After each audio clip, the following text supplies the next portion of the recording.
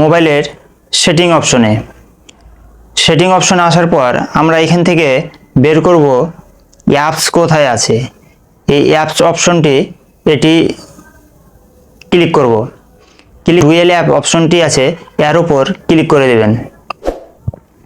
এর উপর ক্লিক করলে এখানে দেখেন অনেক ধরনের আপনারা অ্যাপস, যতগুলো অ্যাপস ইনস্টল দেওয়া আছে সবগুলোই পাবেন। আপনারা এই ফেসবুকটি দেখায়, এই যে ফেসবুক আছে, এই ফেসবুকের ওপর ক্লিক দিলাম।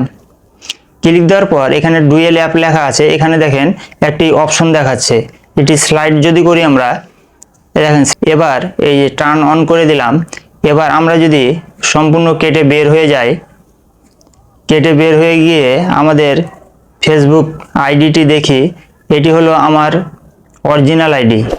এবার এই দেখেন এটি আমাদের সেকেন্ড আইডি হয়ে গেছে।